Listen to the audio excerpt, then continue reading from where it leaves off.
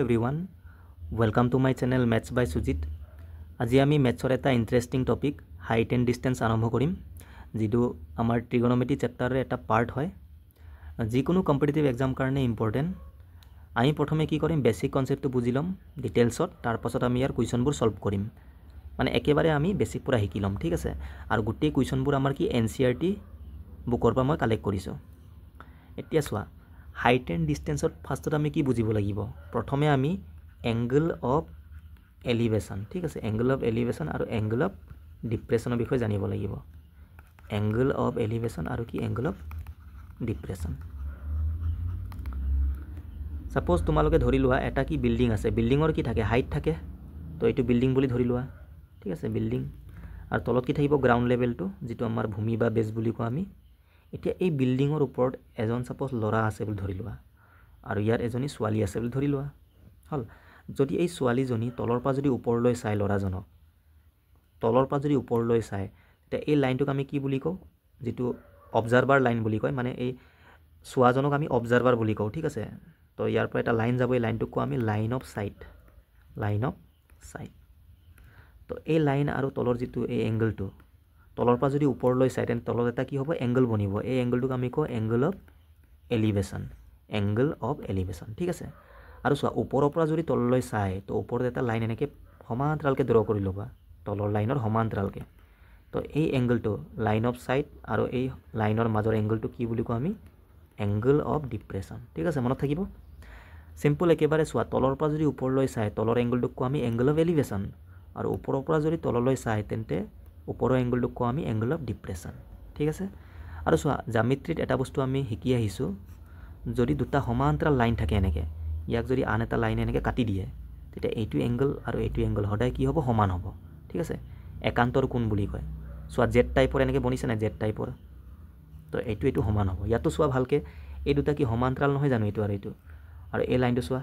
দুইটা ক্ৰছ কৰিছে, তো এইটো এংগল আৰু এইটো এংগল কি সমান হ'ব, হ'ব নহ'ব। তাৰমানে এংগল অফ ডিপ্ৰেশ্যন আৰু এংগল অফ এলিভেশ্যন সমান হ'ব। যেতিয়াও কুৱেশ্যনত এংগল অফ ডিপ্ৰেশ্যন দিয়া থাকে ন, ওপৰৰ এংগলটো, আমি এইটো ড্ৰ নকৰি আমি এইটো ড্ৰ কৰিব পাৰোঁ, কাৰণ এইটো সমানে। তো আমি কি কৰিব পাৰোঁ, angle of depression angle of এলিভেশ্যনত এনেকৈ ড্ৰ কৰি লিখিব পাৰোঁ, ঠিক আছে। এইটো মনত থ'বা তোমালোকে। এতিয়া চোৱা, হাইট এণ্ড ডিষ্টেঞ্চত যেতিয়া আমি ডায়েগ্ৰাম ড্ৰ কৰোঁ, সদায় ডায়েগ্ৰামটো কি হ'ব, ৰাইট এংগল ট্ৰাইংগলেই বনিব। মানে 90 ডিগ্ৰী থাকিব এটা কোণ, ঠিক আছে। সদায় কি হ'ব, 90 ডিগ্ৰী থাকিবই। এতিয়া চোৱা, ছাপ'জ এইটো 30 হ'লে এইটো কিমান হ'ব, 60 হ'ব, কাৰণ টোটেল কিমান 180 থাকে এটা ট্ৰাইংগলত। তো 60, 30, 90 আৰু 90, 180 হ'ল। তোমালোকে এটা বস্তু মনত থ'বা ইয়াত, ৰেচিঅ' কনচেপ্টটো। মানে এই 30ৰ সন্মুখত যিটো ছাইড আছে, এইটো পাৰপেণ্ডিকুলাৰটো, 30ৰ ওচৰত থকাটো সদায় ৰেচিঅ'ত কি হ'ব, 1 হ'ব। আৰু এই 60ৰ ওচৰত থকাটো সদায় কি হ'ব, √3 হ'ব, ঠিক আছে। আৰু 90ৰ ওচৰটো সদায় কি হ'ব, এইটো 2 হ'ব। তো এই বস্তুটো তোমালোকে মনত থ'বা, 30ৰ ওচৰটো 1, 60ৰ ওচৰটো √3 আৰু 90ৰ ওচৰটো 2। তেনেকৈ চোৱা, এইটো 90, এইটো 45, তো এইটো 45, এনেকৈওতো হ'ব পাৰে, 45, 45, 90 আৰু এইটো 90, টোটেল কিমান 180, ঠিক আছে। তো 45ৰ সন্মুখত যদি 1 থাকে, এইটো 45ৰ সন্মুখতো 1 হ'ব, কাৰণ দুটা এংগল সমান হ'লে সিহঁতৰ ছাইডবোৰো সমান হ'ব, হ'ব নহ'ব। তো 90ৰ ওচৰত কি হৈ যাব, √2 হৈ যাব। এইটো কেনেকৈ আহিছে, পাইথাগৰাছৰ পৰা। চোৱা, ৰাইট এংগল ট্ৰাইংগলত পাইথাগৰাছৰ সূত্ৰটো ইউজ হয়। পাইথাগৰাছৰ ল'টো কি আছিলে, আমি এই হাইপটেনাছটো আমি কেনেকৈ উলিয়াওঁ, হাইপটেনাছৰ কি আছিলে ফৰ্মুলাটো, √over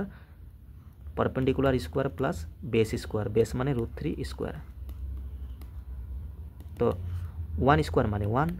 √3 যদি আমি স্কুৱাৰ কৰোঁ, √3 দুবাৰ পূৰণ কৰিলে কিমান, 3 হৈ যাব। তো ইয়াৰ পৰা কিমান, √4 হৈ গ'ল, √4 মানে 2। চোৱা, 2 আহিছে নাই, এনেকৈ। তেনেকৈ এইটো ইউজ কৰা, ইয়াৰ মানটো কেনেকৈ আহিব, 1 স্কুৱাৰ প্লাছ এইটো 1 স্কুৱাৰ। তো 1 স্কুৱাৰ মানে 1, 1 স্কুৱাৰ মানে 1, 1 + 1 2 হৈ যাব, √2 হৈ যাব, √2 আহিছে নাই। চিম্পল একেবাৰে। অকল তোমালোকে এইটো মনত থ'বা যে 30ৰ ওচৰটো 1 হ'লে 60ৰ ওচৰটো √3 হয়, আৰু 90ৰ ওচৰটো 180। আৰু যদি 45, 45 থাকে, দুইটাৰে 1, 1 হ'ব, 90ৰ ওচৰটো √2 হ'ব, ঠিক আছে। বহুত ইম্পৰ্টেণ্ট, ইয়াৰ পৰা আমি কুৱেশ্যনবোৰ সলভ কৰিম গোটেইকেইটা। আমি ফৰ্মুলা ইউজ নকৰোঁ, ঠিক আছে। sin, tan, cos ফৰ্মুলা আছে, বেছিকত কৰিব পাৰা তোমালোকে, বহুত লেন্থি হৈ যাব ডাঙৰ ডাঙৰ কুৱেশ্যনত। এই ৰেচিঅ' কনচেপ্টটো আমি জানিলে বহুত ইজিলি আমি কুৱেশ্যনবোৰ সলভ কৰিব পাৰিম। কি কি শিকিলোঁ আমি, চোৱা, 30 ডিগ্ৰী ওচৰটো কি হ'ব, 1, 60টো কিমান হ'ব, √3 আৰু 90টো কিমান হ'ব, 2 হ'ব। √3 মানে কি হয়, 1.732 এইটো মনত থবা তোমালোকে পাৰিলে ঠিক আছে আৰু এটা আছে ৰুটটোৰ মানো মনত থবা 1.414 এই দুইটা মনত থবা তোমালোকে চোৱা 32 সৰু ন ডিগ্ৰীটো সেইকাৰণে সৰু মান 62 ইয়াতকৈ অকণমান ডাঙৰ সেইকাৰণে অকণমান ডাঙৰ মান আহিছে 1.72তকৈ কম এইটো আৰু 90টো আটাইতকৈ ডাঙৰ সেইকাৰণে ডাঙৰ মান এনেকৈও মনত থ'ব পাৰা আৰু এটা আছিলে 45 যদি 1 হয় আৰু এটা 45 থাকিব এইটো কি 1 আৰু 90টো কিমান হ'ব ৰুটটো বহুত ইম্পৰ্টেণ্ট এইটো দেই মনত থ'বা তোমালোকে হ'ল এতিয়া চোৱা কেতিয়াবানো কি হয় যেতিয়া আমি কুৱেশ্যন কৰোঁ কুৱেশ্যনত দুটা ডায়গ্ৰাম মানে দুটা এংগল দিয়া থাকে ঠিক আছে ডায়গ্ৰামটো এটাই থাকিব দুটা এংগল দিয়া থাকে চোৱা এনেকুৱা টাইপৰ ছাপ'জ এইটো কি বিল্ডিং ধৰি লোৱা ছাপ'জ ইয়াত এজন ল'ৰা আছে ঠিক আছে ইয়াৰ পৰা যদি ওপৰলৈ চাই তেন্তে এইটো এংগল অফ এলিভেশ্যন হ'ব এইটো ছাপ'জ 30 ডিগ্ৰী বুলি ধৰি লোৱা ঠিক আছে আৰু এইটো 60 বুলি ধৰি লোৱা যদি এই ল'ৰাজন ইয়াৰ পৰা যদি ইয়ালৈকে আহি যায় এইটো বিল্ডিঙৰ যদি কাষ চাপি আহে যিমান ওচৰলৈ আহিব সিমানে এংগলটো বাঢ়ি আহে ঠিক আছে বাঢ়ি যায় তো এইটো 30 হ'লে এইটো কি 60 হ'ব নহ'ব 30তকৈ ডাঙৰ হ'ব 45ও হ'ব পাৰে দুটা আমি কেছ ল'ম ফাৰ্ষ্টত 30 60টো আমি চাই ল'ম এতিয়া চোৱা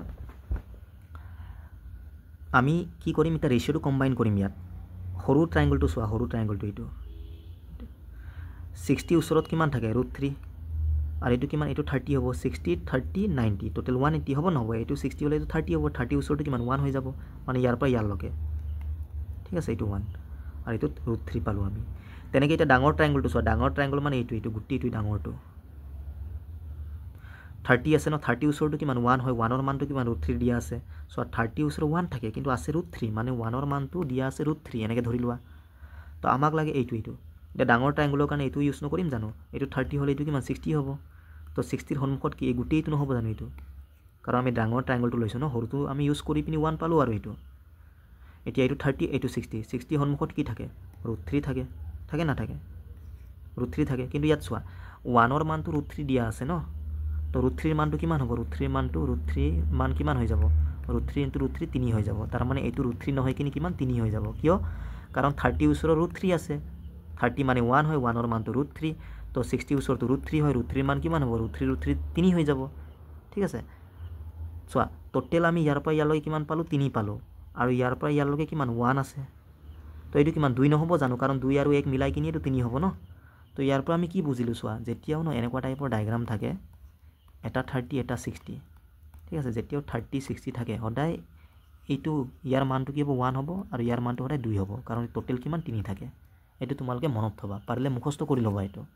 কেনেকৈ আহিলে এইটো মই ইয়াত বুজাই দিছোঁ ধুনীয়াকৈ তোমালোকে চাই ল'বা ঠিক আছে তো 30 60 থাকিলে কি হ'ব 1 2 হ'ব এইটো অনুপাততে থাকিব সদায় তেতিয়া কি হয় ডাইৰেক্টলি মনত থাকিলে আমি কুৱেশ্যনটো মানে সোনকালে সলভ কৰিব পাৰিম বা এনেকৈওতো হ'ব পাৰে চোৱা ছাপ'জ এইটো কি তোমাৰ 30 লৈ লোৱা আৰু এইটো 45 ঠিক আছে এনেকৈও হ'ব পাৰে বা এইটো 60 ল'ব পাৰা তোমালোকে এইটো 60তকৈ আকৌ বেছি ল'ব লাগিব হয়নে নহয় তো 30 আৰু 45 লৈ লোৱা 30 45 এনেকৈও কেছ হ'ব পাৰে এতিয়া চোৱা আমি সৰু ট্ৰাইংগলটো ইউজ কৰিম ফাৰ্ষ্টত এইটো তো এইটো 45 হ'লে এইটো 45 হ'ব নহ'ব তো এইটো 1 হ'ব 45ৰ ওচৰত এইটো 1 হ'ব ইয়াৰ পৰা ইয়ালৈকে এতিয়া আমি ডাঙৰটো ইউজ কৰিম এইটো 30 হ'লে ডাঙৰটো কিমান 60 হ'ব নহ'ব 30 ওচৰত 1 থাকে তো 1 দিয়া আছে একো প্ৰব্লেম নাই 60 ওচৰত কিমান হ'ব এইটো ইয়াৰ পৰা ইয়ালৈকে √3 হৈ যাব চোৱা 30ৰ মান 1 হয় আৰু 1 দিয়া আছে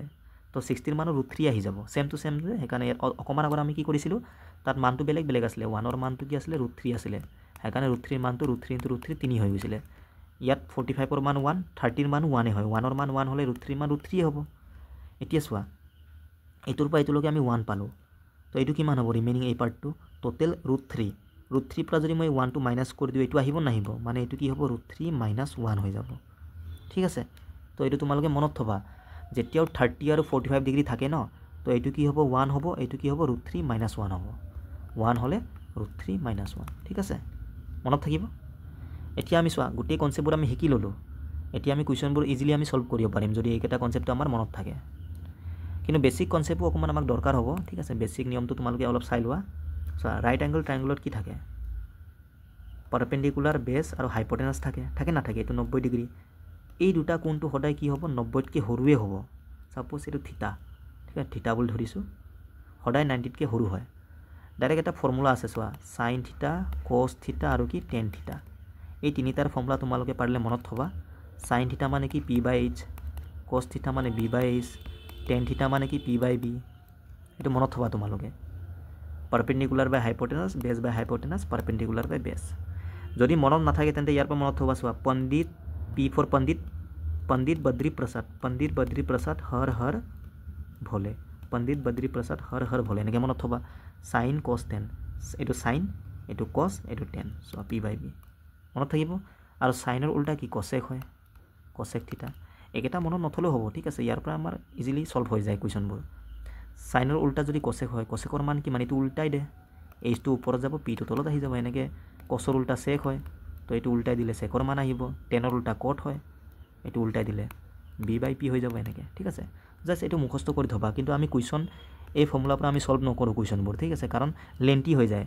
আমি কি কৰিম, অকণমান আগত যে আমি শিকিলোঁ ৰেচিঅ' কনচেপ্ট, সেইটো দি আমি কুৱেশ্যনবোৰ সলভ কৰিম। তেতিয়া আমাৰ কি হয়, ইজি হয় মানে কেলকুলেশ্যনটো, ঠিক আছে। তো হৈ গ'ল, গোটেই কনচেপ্টবোৰ আমি শিকি ল'লোঁ। এতিয়া আমি কি কৰিম, কুৱেশ্যনবোৰ সলভ কৰিম। প্ৰথম কুৱেশ্যনটো চোৱা। A circus artist is climbing a 20 metre long rope which is tightly stretched and tied from the top of a vertical pole to the ground. Find the height of the pole if the angle made by the rope with the ground level is 30 degree. অসমীয়াটো দিয়া আছে, তোমালোকে চাই ল'ব পাৰা। ইয়াত কুৱেশ্যনটো কি কৈছে আমাক,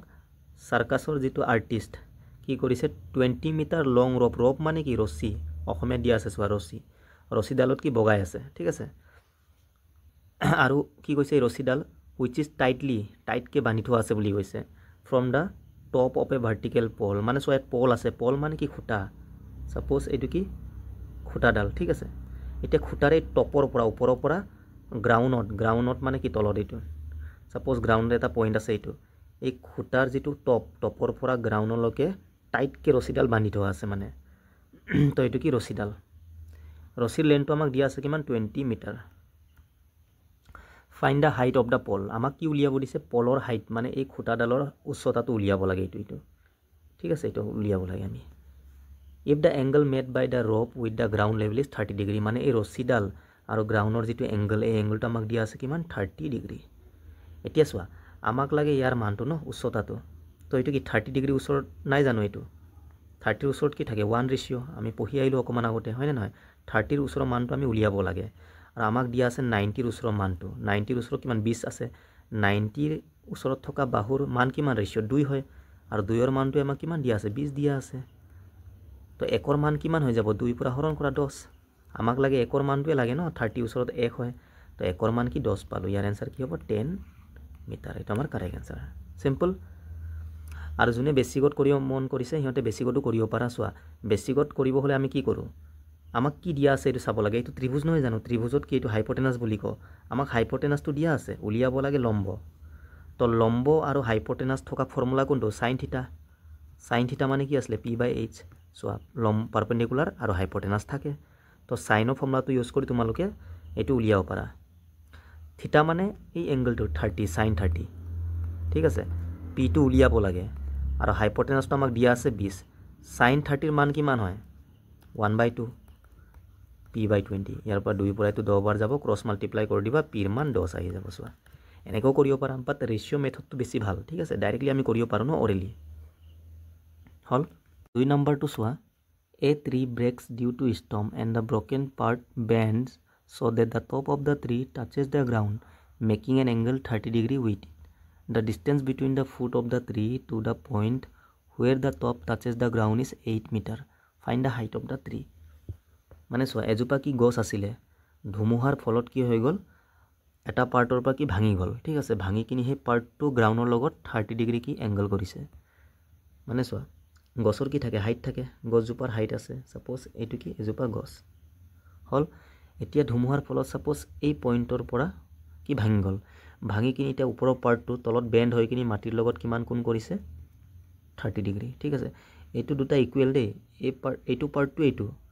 ঠিক আছে। এইটো দুটা কি সমান, একে বস্তুৱেই হয় ন, এইটোৱে গিৰি কিনি তলত ইমান ডিগ্ৰী কোণ কৰিছে।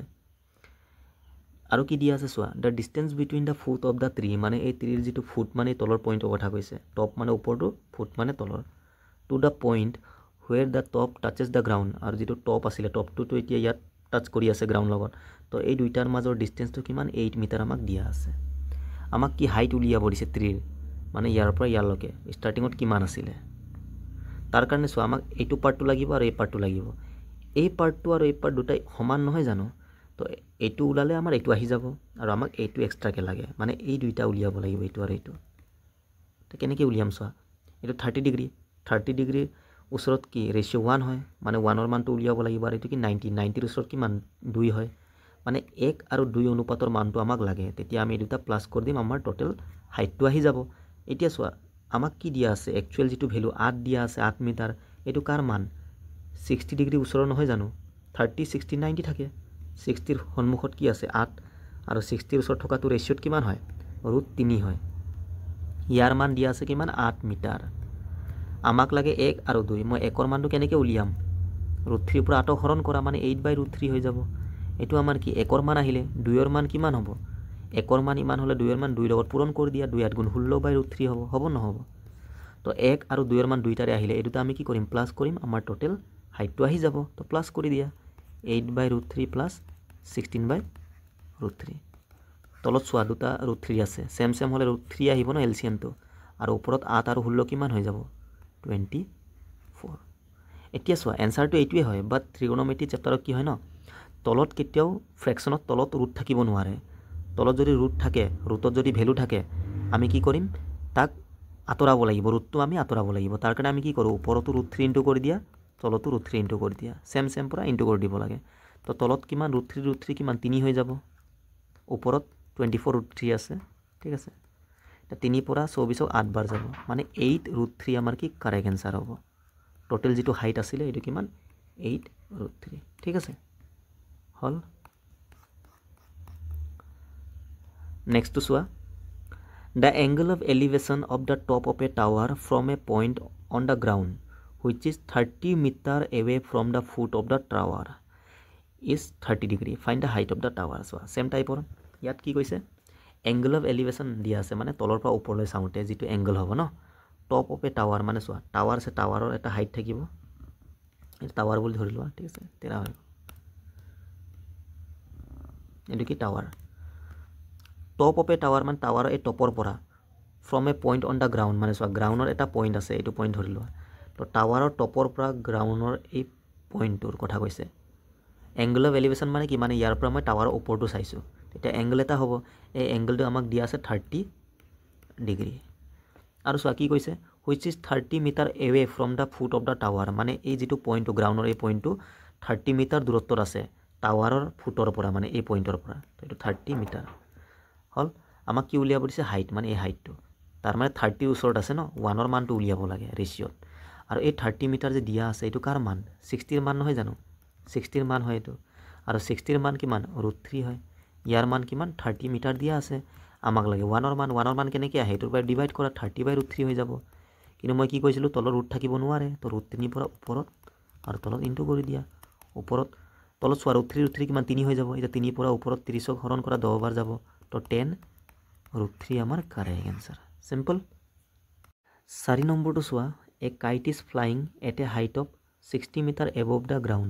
the string attached to the kite is temporarily tied to a point on the ground the inclination of the string with the ground is 60 degree find the length of the string assuming that there is no slack in the string মানে চোৱা ground লেভেলৰ পৰা 60 metre হাইটত kite এটা কি flying কৰি আছে suppose এটো ground লেভেলটো ইয়াৰ পৰা কিমান ওপৰত আছে উচ্চতাত আছে 60 মিটাৰ এটো কাইটটো ধৰি লোৱা ঠিক আছে গ্ৰাউণ্ডৰ পৰা কি 60 মিটাৰ হাইটত আছে হল এতিয়া কি কৈছে দা ষ্ট্ৰিং মানে কি কাইটত কি ৰছী থাকিব ন ৰছীডাল কি এটেচ হৈ আছে কাইট লগত ইয়াৰ লগত ঠিক আছে tied to A point on the ground তো এটো গ্ৰাউণ্ড বুলি ধৰি লোৱা গ্ৰাউণ্ডৰ লগত এনেকৈ ৰছীটো লাগি আছে এতিয়া এংগলটো দিয়া আছে 60 ডিগ্ৰী মানে গ্ৰাউণ্ড লগত এই ৰছীডাল কিমান এংগল কৰিছে 60 ডিগ্ৰী হল find the length of the string মানে ইয়াৰে লেন্থটো আমি উলিয়াব লাগে এটো কিমান দীঘল assuming that there is no slack in the string ঠিক আছে মানে ষ্ট্ৰিংটো কি টাইটকে থাকিব লাগে বুলি কৈছে এতিয়া চোৱা আমাক কি দিয়া আছে 60 ডিগ্ৰী ওচৰত কি থাকে √3 থাকে 60 ওচৰত তাৰ মানটো আমাক দিয়া আছে 60 মিটাৰ এটা আমাক দিয়া আছে আমাক কাৰ মান লাগে আমাক লাগে এইটো ন এইটো তো এইটো কাৰ মান 90 নহয় জানো 90 ওচৰত আছে তো 90 ওচৰত কি থাকে 2 থাকে 2ৰ মানটো লাগে ন তো 1ৰ মানটো কিমান হ'ব চোৱা 1ৰ মান কিমান হ'ব 60 ডিভাইড বাই কি √3 নহ'ব জানো এতিয়া 1ৰ মান আহিলে 2ৰ মান ওলাব হ'লে ইয়ালৈ 2 পূৰণ কৰিব লাগিব হল তো ওপৰত কিমান হ'ব 120 আৰু তলত কি √3 আছে ন তো √3 দুবাৰ পূৰণ কৰিম তলত কাৰণ √3 টো আঁতৰাব লাগিব ওপৰতো √3 দিব লাগিব আমি তলত কি হ'ব √3 3 হৈ যাব 3 পৰা 120ত কিমান 40 বাৰ যাব তো ওপৰত 40 √3 এটা আমাৰ কাৰেক্ট আনসাৰ ইমান মিটাৰ হৈ যাব ঠিক আছে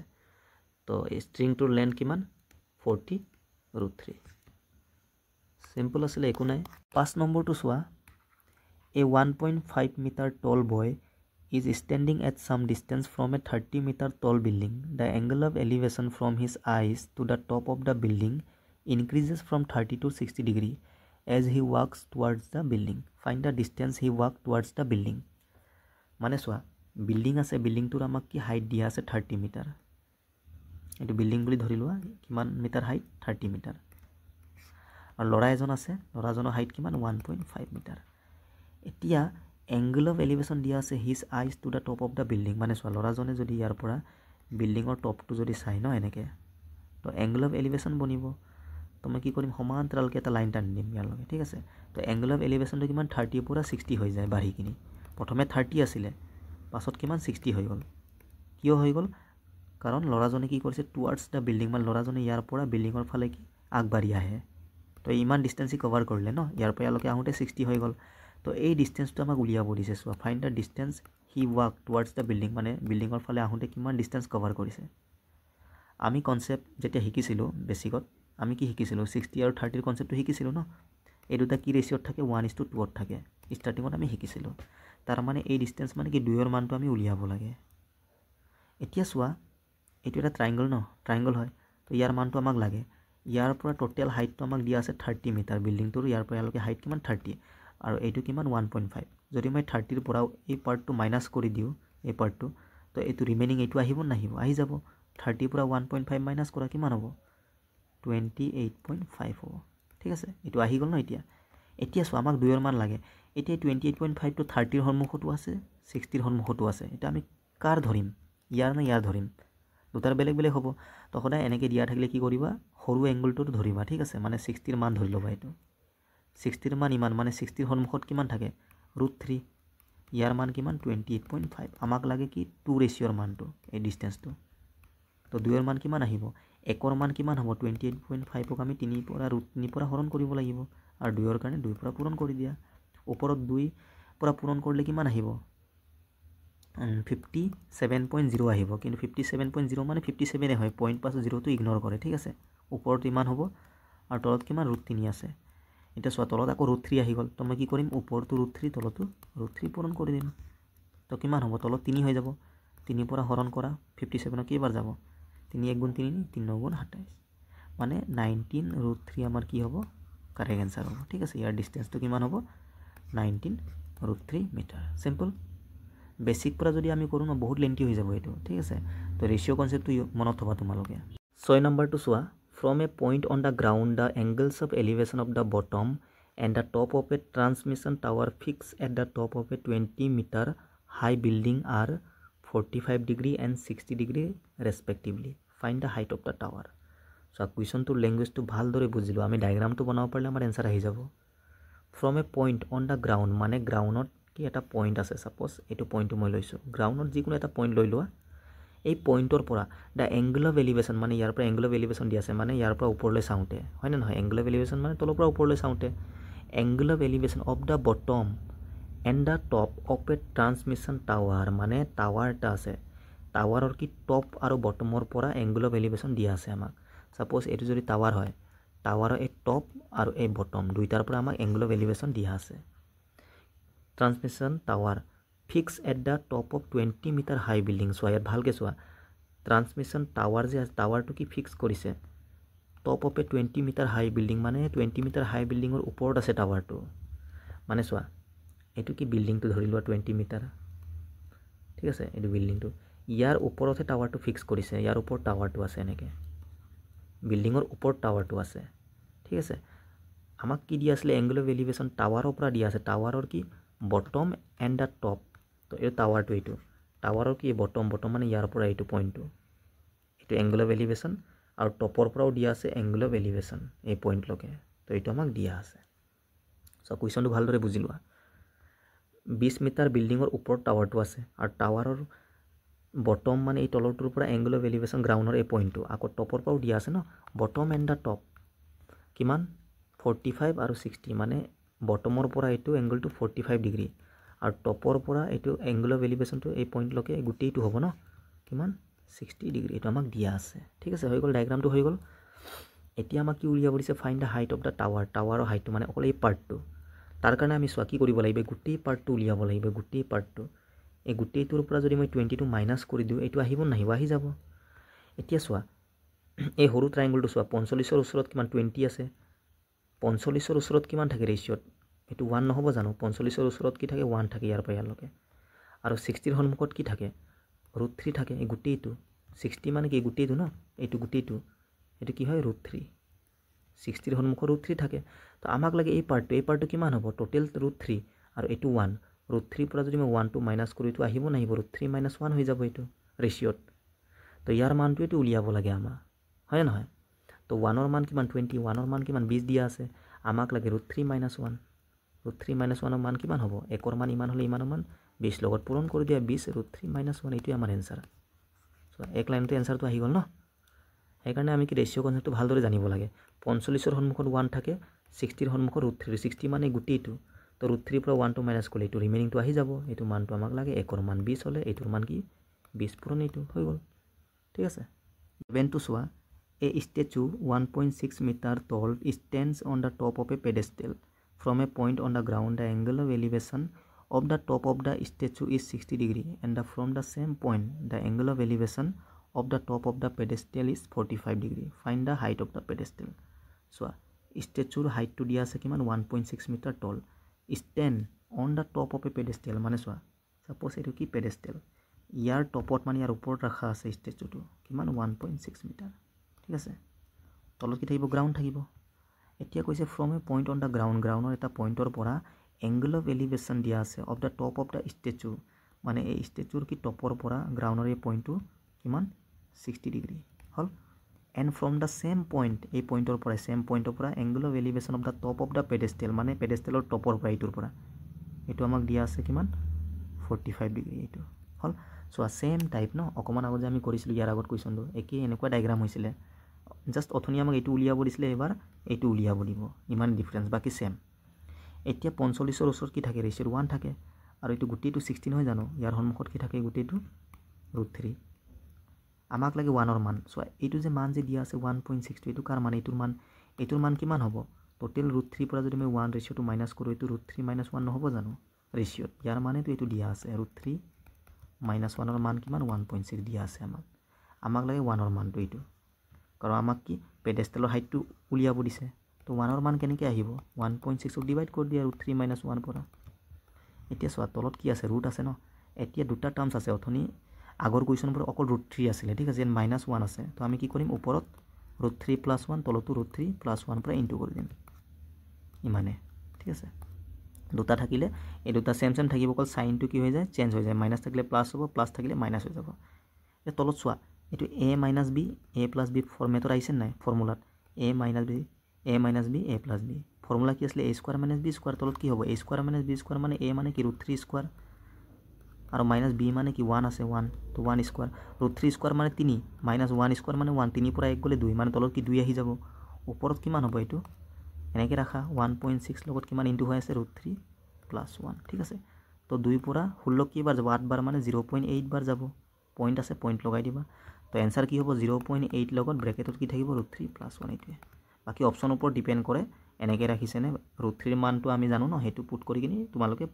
এপ্ৰক্সিমেট এনচাৰটো উলিয়াব পাৰিবা ঠিক আছে এতিয়া এনচাৰটো এনেকৈ দিয়া আছে এনেকৈ ৰাখিলে হ'ল ইমানে চোৱা একো নাই ইয়াত 8 নম্বৰটো চোৱা the angle of elevation of the top of a building from the foot of the tower is 30 degree and the angle of elevation of the top of the tower from the foot of the building is 60 degree if the tower is 50 meter high find the height of the building tower আৰু কি আছে building আছে ঠিক আছে টাৱাৰৰ হাইটটো obviously বেছি হ'ব বিল্ডিঙৰ হাইটটো কম হ'ব টাৱাৰতকৈ তো সাপোজ এইটো কি টাৱাৰ আৰু এটা কি বিল্ডিং আছে টাৱাৰৰ হাইটটো আমাক দিয়া আছে টাৱাৰৰ হাইটটো কিমান 50 মিটাৰ বিল্ডিঙৰ হাইটটো আমাক কি উলিয়াব দিছে হাইট অফ দ্য বিল্ডিং এইটো উলিয়াব লাগে আমি এতিয়া চোৱা এংগল অফ এলিভেশ্যন দিয়া আছে টপ অফ এ বিল্ডিঙৰ টপৰ পৰা মানে এইটো বিল্ডিঙৰ টপৰ পৰা from the foot of the টাৱাৰৰ ফুটৰ পৰা মানে বিল্ডিঙৰ টপলৈকে কিমান angle of elevation 30 degree and the angle of elevation of the top of the টাৱাৰৰ top from the foot of the বিল্ডিঙৰ ফুটৰ পৰা ইয়াৰ পৰা এইটো আমাক কিমান দিয়া আছে এংগল অফ এলিভেশ্যন 60 ডিগ্ৰী হল ডায়াগ্ৰামটো আমাৰ হৈ গ'ল এতিয়া ইয়াত চোৱা এই ডায়াগ্ৰামত বেছটো সেম হৈ আছে এই বেছটো এই ট্ৰায়াংগলটোৰ কাৰণেও বেছ এইটোৱে আৰু এইটো সৰু ট্ৰায়াংগলৰ কাৰণেও বেছ এইটোৱে তো ইয়াত আমি কি কৰিম প্ৰথমে ৰেচিঅ'টো ইকুৱেল কৰি ল'ম ঠিক আছে নহ'লে এনচাৰটো আমাৰ ভুল ওলাব চোৱা মই ডাঙৰ ট্ৰায়াংগলটো যদি লওঁ কিমান আছে ডাঙৰ ট্ৰায়াংগলত এইটো 60 তো 60ৰ সন্মুখত কি থাকে √3 থাকে 60ৰ ওচৰত তো ডাঙৰ ট্ৰায়াংগলত এইটো 60 হ'লে এইটো কিমান 30 হ'ব 60 30 90 থাকে তো 30 ওচৰত কি হ'ব 1 হ'ব ৰেচিঅ'টো মানে 60ৰ ওচৰত √3 হ'লে 30 ওচৰত 1 হৈ যাব এটা সৰু ট্ৰায়াংগলটো চোৱা 30 আছে 30ৰ সন্মুখত কি 1 থাকে তো এইটো 30 হ'লে এইটো 60 নহ'ব জানো এইটো 90 তো 60ৰ ওচৰত কি থাকিব √3 থাকিব এটা চোৱা ডাঙৰৰ হিচাপত চালে তলৰ বেছটো 1 আহে আকৌ এই সৰুটোৰ হিচাপত চালে তলৰ বেছটো কি আহে √3 আহে মিলা নাই ন দুটাটো এটাই বেছ বেলেগ বেলেগ মান কেনেকৈ হ'ব তো মই কি কৰিম দুটাটো সমান কৰিম তাৰ কাৰণে মই 1ৰ লগত √3 পূৰণ কৰিব লাগিব তেতিয়া এইটো √3 হৈ যাব এইটো √3 মিলি যাব ন সেম হৈ গ'ল তো ইয়াৰ লগত যদি √3 পূৰণ কৰোঁ ইয়াৰ লগত থকা এই ৰেচিঅ'টোকো মই √3 পূৰণ কৰিব লাগিব কাৰণ এইটো 1 আৰু √3টো এই ডাঙৰ ট্ৰায়াংগলৰ ৰেচিঅ' আছিলে ঠিক আছে তো ইয়াত √3 পূৰণ কৰিলে ইয়াতো √3 কৰাত √3 কিমান 3 হৈ যাব এতিয়া হৈ গ'ল আমাৰ এইটো √3 মিলি গ'ল ন এতিয়া আমাৰ চিন্তা নাই আৰু তো আমাৰ এই হাইটটো ৰেচিঅ' হিচাপত কিমান পালোঁ 3 পালোঁ 3ৰ মান কিমান 50 3ৰ মান 50 আমাক লাগে 1ৰ মান কিমান হ'ব 50ক 3 পৰা হৰণ কৰিব লাগিব এইটোৱে আমাৰ এনচাৰ ঠিক আছে এইটোৱে আমাৰ এনচাৰ আহি গ'ল 9 নম্বৰটো চোৱা two poles of equal heights are standing opposite each other on either side of the road which is 80 metre wide from a point between them on the road the angles of elevation of the top of the poles are 60 and 30 degree respectively find the height of the poles and the distance of the point from the poles মানে দুটা কি poles আছে equal height কৈছে আৰু সিহঁতে stand কৰি আছে opposite each other on either side of the road মানে চোৱা সাপোজ এইটো ৰোড ঠিক আছে ৰোড মান ৰাস্তা আছে ইয়াৰ বহলটো আমাক দিয়া আছে ৱাইডটো কিমান 80 মিটাৰ আমাক দিয়া আছে চোৱা 80 মিটাৰ ৱাইড ঠিক আছে এইটো তো এনেকৈ ধৰি লোৱা তোমালোকে এইটো কি ৰোডটোৰ বহলটো আমাক 80 মিটাৰ দিয়া আছে ইয়াৰ অপজিটত দুইফালে কি আছে ইকুৱেল হাইটৰ পল আছে সাপোজ এইটো এটা হাইটটো সেম এতিয়া from a point between them on the road মানে এই ৰোডটোৰ মাজত সাপোজ ধৰি লোৱা এইটো এটা পইণ্ট এই পইণ্টৰ পৰা এংগল অফ এলিভেশ্যন আমাক দিয়া আছে 60 আৰু 30 এইটো সাপোজ 60 এইটো সাপোজ কিমান 30 ঠিক আছে যিমানে এই পলটোৰ ওচৰত থাকিব সিমানে এংগলটো বেছি হ'ব দূৰত গ'লে কম হ'ব সো এইটো 60 এইটো 30 মই ধৰি ল'লোঁ হ'ল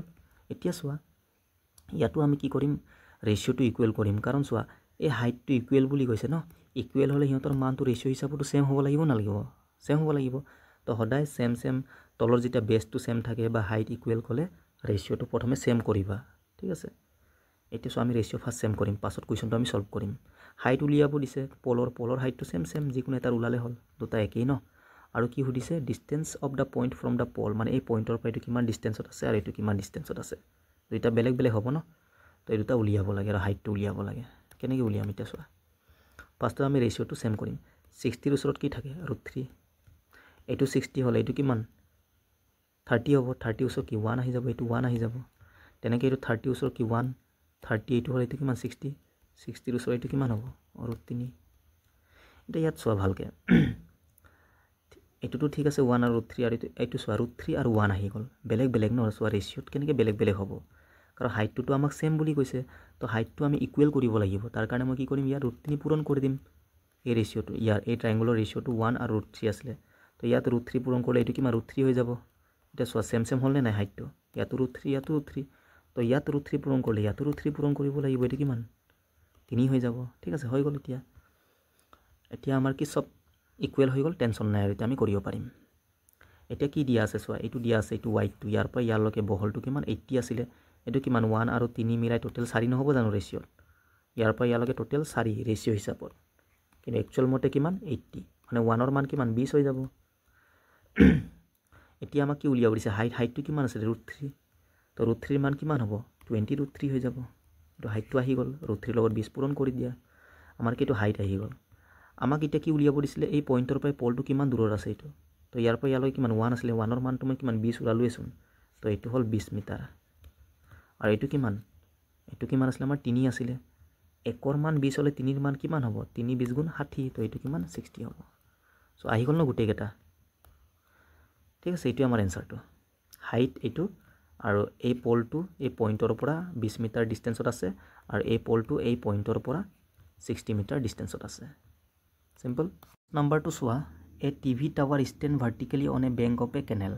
from a point on the other bank directly opposite the tower the angle of elevation of the top of the tower is 60 degree from another point 20 metre away from this point on the line joining এইটো joining আছিলে this point to the foot of the tower the angle of elevation of the top of the tower is 30 degree find the height of the tower and the width of the canal মানে so tower আছে টাৱাৰটো কি vertically stand কৰি আছে মানে থিয় কি আছে on a bank of a canal canal মানে কি খাল সাপোজ এইটো কেনেলৰ কি থাকে উইথ থাকে বহল থাকিব ন এই কেনেলৰ এই পাৰত কি আছে টাৱাৰ এটা আছে from a point on the other bank directly opposite the tower মানে কেনেলৰ এইটো পাৰত টাৱাৰৰ অপজিটত এটা পইণ্ট আছে ইয়াৰ পৰা এংগল অফ এলিভেশ্যন দিয়া আছে কিমান টাৱাৰৰ টপৰ পৰা মানে এই পইণ্টৰ পৰা টাৱাৰৰ টপলৈকে এংগল অফ এলিভেশ্যন কিমান 60 degree from another point 20 metre away from this point on the line joining this point to the foot of the tower মানে চোৱা এই পইণ্টৰ পৰা 20 মিটাৰ আগত আৰু এটা পইণ্ট আছে যিটো নেকি টাৱাৰৰ ফুটলৈকে কি জইন কৰে নকৰে টাৱাৰৰ ফুটলৈকে তো ইয়াৰ পৰা এংগল অফ এলিভেশ্যন দিয়া আছে টাৱাৰৰ টপলৈকে কিমান 30 ডিগ্ৰী হল find the height of the tower tower height উলিয়াব লাগে আৰু উইথ উলাব লাগে কেনেলৰ এইটো সিম্পল হৈ গ'ল চোৱা 30 60 থাকিলে কি ৰেচিঅ' কি আছিলে 1:2 60 ওচৰত 1 থাকে 30 ওচৰত 2 থাকে মনত থবা চোৱা এইটো হ'ল 60 এইটো 30 60 ওচৰত 1 থাকে আৰু 30 ওচৰত কি 2 থাকে এইটো ৰেচিঅ'টো মনত থবা তোমালোকে ঠিক আছে এটা চোৱা ইয়াত আমি কো ৰেচিঅ' ইকুৱেল কৰিব নালাগে আকৌ দেই বেসটো সমান নহয় ন এইটো বেলেগ 2ৰ মানটো ৰেচিঅ' হিচাপত 2 আছে ৰিয়েলত 20 মানে 2ৰ মান কিমান 20 তো 1ৰ মান 10 নহব জানো 1 মানে কি উইথটো আহি গ'ল 1ৰ মান কিমান 10 মিটাৰ এটা এনসাৰ আহি গ'ল ন আমাক লাগে হাইটটো কি হ'ব 60ৰ ওচৰত আছে মানে √3 মানটো 1ৰ মান 10 হ'লে √3 মান কিমান 10√3 হৈ যাব 10√3 ন √3 লগত 10 পূৰণ কৰি দিয়া 10√3 টো আমাৰ এনসাৰটো হাইটটো ঠিক আছে সিম্পল নম্বৰটো চোৱা from the top of a 7 metre high building the angle of elevation of the top of a cable tower is 60 degree and the angle of depression of its foot is 45 degree determine the height of the tower so angle of depression ahi gol first time ইয়াত কি আছে building আছে আৰু কি টাৱাৰৰ হাইটটো obviously বেছি হ'ব ন বিল্ডিংৰ হাইটটো কম হ'ব এই বিল্ডিংৰ হাইটটো আমাক দিয়া আছে 7 মিটাৰ এতিয়া কি কৈছে top of a high building মানে বিল্ডিংৰ এই টপৰ পৰা the angle of elevation of the top of the কেবুলৰ টপলৈকে angle of elevation কিমান এইটো মানে এই কোণটো তো এইটো আমি সমান্তৰাল কেনেকৈ টানিব লাগিব ন এইটো কিমান 60 ডিগ্ৰী দিয়া আছে আমাক and the angle of depression মানে ওপৰৰ পৰা চাওঁতে অফ ইটছ ফুট মানে কাৰ কথা কৈছে এই কেবুলৰ যিটো ফুট চোৱা টাৱাৰ কেবুলটো ঠিক আছে টাৱাৰৰ যিটো ফুট কাৰণ এন মানে ষ্টাৰ্টিঙৰ কথা কয় angle of elevation of the cable tower কৈছিলে ন তো টাৱাৰৰ ফুট মানে এইটো foot and the angle of depression of its foot মানে ইয়াৰ পৰা টাৱাৰৰ এই ফুটটোলৈকে angle of depression কথা কৈছে ঠিক আছে এটা সো angle of depression ক'লে মানে ইয়াৰ পৰা ইয়ালৈকে এইটো নুবুজাব জানো এইটো এংগলটো এইটো সমান্তৰালৰ এই এংগলটো তো এইটো কিমান 45 ডিগ্ৰী এইটো 45 হ'লে এইটো 45 হ'ব আমি শিকি আহিছো ন এইটো দুটা সমান্তৰাল তো এইটো এংগল বৰাবৰ হৈ যায় ইকুৱেল হৈ যায় ঠিক আছে এতিয়া চোৱা আমাক কি লাগে এইটো লাগে হাইটটো টাৱাৰৰ হাইটটো তো মই কি কৰিম প্ৰথমে এই ট্ৰায়াঙ্গলটো চাম এইটো বেলেগকৈ আছে ন আচ্ছা এইটো 7 হ'লে এইটো 7 নহ'ব জানো সেম ন এইটো তো এইটো 7 হ'লে এইটো 7 হ'ব ঠিক আছে এতিয়া এইটো 45 হ'লে এইটো 45 হয় 45ৰ ওচৰত কিমান 1 থাকে 1ৰ মান 7 হ'লে এইটো 45ৰ ওচৰতো কিমান 7 হৈ যাব বৰাবৰ ন এংগল দুটা তো এইটো 7 আৰু এইটো 7 এইটোতো সেম এতিয়া চোৱা এইটো যদি 7 হয় এইটো এই লাইনটো এইটো কি 7 নহ'ব জানো কাৰণ এইটো লাইন সমান ন তো এইটো 7 আহি গ'ল এতিয়া আমি ইয়াৰ পৰা এইটো উলিয়াব পাৰিম এইটো সো এইটো 60 আৰু এইটো কিমান হ'ব 30 এইটো 90 30 ওচৰ 1 30 ওচৰ কিমান 1 1 মান 7 60 ওচৰ কিমান হয় √3 তো 1 ৰেচিঅ ইকুৱেল টু 7 হ'লে √3 মান কিমান 7√3 হৈ যাব হ'ব নহ'ব 1 মান 7 হ'লে √3 মান 7 পূৰণ √3 7√3 হৈ গ'ল তো এইটো পাই গ'লো আমি ইয়াৰ পৰা ইয়ালৈকে আমাক লাগে গোটেই এইটো তো এইটো আসলে 7 এইটো আসলে 7√3 টোটাল প্লাস কৰি দিয়া 7 7 প্লাস 7√3 7 কমন আহি যাব কি থাকি যাব 1 প্লাস √3 বা √3 প্লাস 1 ঠিক আছে এইটো আমাৰ কাৰেক্ট आंसर সিম্পল এনেকে তোমালোকে ৰেচিঅ কম্বাইন কৰি লবা ঠিক আছে মই একো কৰা নাই জাস্ট এইটো 45 ৰ ওচৰ 7 হলে এইটো 45 ৰ ওচৰ 7 হৈ যাব আৰু এইটো হাইটটো সেম তো এইটো তলৰটো আৰু এইটো সমান এইটো 7 হলে এইটো 7 তো ইয়াৰ পৰা কি কৰিলো এইটো 7 টো কাৰ মান 30 ওচৰত আছে 1 ৰ মান তো 60 ওচৰ √3 থাকে √3 মান 7√3 হৈ গ'ল এইটো তো এইটো আসলে 7 টোটাল হাইট কিমান দুটা প্লাস কৰি দিয়া 12 নম্বৰটো চোৱা as observed from the top of a 75-meter high lighthouse from the sea level the angles of depression of two ships are 30 degree and 45 degree if one ship is exactly behind the other on the same side of the lighthouse find the distance between the two ships so observe মানে কি সোয়া জন ঠিক আছে from top of a 75-meter high lighthouse from the sea level মানে এইটো সোয়া এইটো sea level ইয়াৰ পৰা ওপৰত কিমান মিটাৰ হাই 75 মিটাৰ হাই কৈছে লাইট হাউসটো sea levelৰ পৰা 75 মিটাৰ ইয়াৰ টপৰ পৰা কি কৰিছে অবজাৰ্ভ কৰিছে দুইটা শিপ আছে এংগলটো ইমান এংগল অফ ডিপ্ৰেছন মানে ওপৰৰ পৰা তললৈ চাইছে এই শিপ কি আছে নাও গৈ আছে সাপোজ ইয়াৰ এটা আছে ঠিক আছে শিপটো এটা ওপৰৰ পৰা চালে এংগল অফ কি হ'ব ডিপ্ৰেছন তো এইটো আমাক দিয়া আছে সো এংগল অফ ডিপ্ৰেছন কিমান 30 সাপোজ এইটো ইয়াত চাওঁতে এইটো এংগল অফ ডিপ্ৰেছন কিমান 30 ডিগ্ৰী আকৌ আৰু এটা এংগল অফ ডিপ্ৰেছন এই শিপটোক চাওঁতে কিমান হৈছে 45 তো ইয়াক চাওঁতে চোৱা এইটো এংগলটো এইটো নহব জানো এইটো এই গুটেইটো ঠিক আছে এইটোৰ পৰা এইটো 45 ডিগ্ৰী এটা চোৱা আমি জানো ওপৰৰ এংগল তলৰ এংগল সেম হয় প্ৰথমত কিমান 30 আসলে তো এইটো এংগল আৰু এইটো এংগল কিমান সেম হ'ব তো এইটো 45 হলে এইটো 45 হ'ব নহব আৰু এনো এইটো 30 এইটো 45 কাৰণ হদায় কাক চাপি আহিলে ডাঙৰ হয় এংগলটো ইমান দিমাগে লগাব নালাগে ডাইৰেক্টলি তোমালোকে তলত ড্ৰ কৰিলে হ'ল 30 45 হৈ গ'ল আৰু এইটো আমি শিকি আহিছিল স্টাৰ্টিংত শিকিছিল নাই এটা 45 এটা 30 হলে এইটো 1 হলে এইটো √3 - 1 হয় এইটো আমি শিকি আহিছো স্টাৰ্টিংত তোমালোকে চাবা প্ৰথমতে আমি এইটো শিকিছো ঠিক আছে তো এইটো ৰেচিঅ 1 হলে এইটো কি √3 - 1 হয় কাৰণ এই টোটালটো কিমান হয় √3 আছিল তো √3 পৰা 1 মাইনাস কৰিলে এইটো আহি যায় ৰিমেইনিংটো if one ship is exactly behind the other on the same side of the lighthouse ঠিক আছে এজনটো তাৰ কি পাছফালে আছে behind পিছফালে ঠিক আছে এতিয়া হৈ গ'ল এইটো আমি ড্ৰ কৰি ললো ডায়াগ্ৰাম হৈ গ'ল ডিসটেন্স উলিয়াব লাগে বিটুইন টু শিপ মানে এই দুটা শিপৰ মাজৰ দূৰত্বটো এইটো আমাক কি লাগে √3 - 1 ইয়াৰ মানটো উলিয়াব লাগে এতিয়া চোৱা এইটো 45 এইটো 45 হয় তো 45 ৰ ওচৰ কিমান 1 ৰ মানটো আমাক কিমান দিয়া আছে 1 ৰ মান 75 আমাক লাগে কি এই দুটাৰ